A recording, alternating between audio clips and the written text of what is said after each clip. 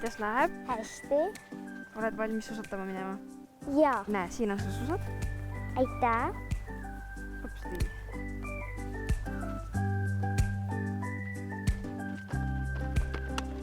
Valmis? Jaa. Mis on sinu jaoks kõige huvitavam või põnevam asi suusatamise juures? Suusatamise juures on päris palju erinevaid lahedaid asju. Näiteks üks äge asi on see, et sa saad mäel koos oma sõpradega sõita, koos hüpata ja isegi omavahel näiteks võistelda reilidel või hüpetel. Teine lahe asi on see, et kui sa hüppest hüppad, siis on siuke tunne, nagu sa lendaksid. Mida suurem hüpe, seda kauem lendad. Üks pluss on sellel veel, sa saad veeta aktiivselt aega värskes õhus. Kas sa kartsid ka, kui sa olid olümpial? Ma arvan, et ma ei kartnud, kui ma olümpial olin. Eks mulle võistlust oli ikka natukene siuke võistlusnärve või ärevus sees, mis kindlasti ei olnud meeldiv. Aga nii kui ma läksin oma võistlussooritust tegema, siis ma kohe unustasin selle tunde ära. Kas sa arvad, et minust võiks ka saada sama hea suusataja nagu sina?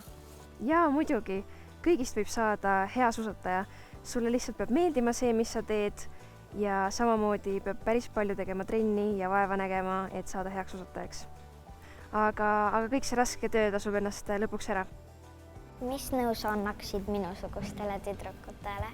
Ma arvan, et ei ole vahet, mis sa elus otsustad ette võtta. Kõik, mis sa teed, sa pead seda nautima ning peab kindlasti jääma ka iseendaks. Kas sa mängisid ka barbidega, kui sa olid väike? Mängisin küll, isegi suht palju mängisin ja mul oli isegi päris mitu barbit. Ja üks tore mälestus on ka, ma tahtsin endale kunagi barbimaja saada ning lõpuks ma saingi selle endale jõuludeks. See oli siuke päris suur, aga see oli siuke kokku hoolitav. Nii et see oli päris lahe. Palun. Oi, aitäh! Kas paneme suusad ka kohe jalga või? Jaa, okei. Juksed ka ilusti, jah?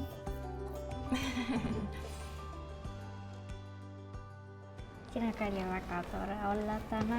Aitäh. Ja mul oli sinuga ka tore. Aitäh!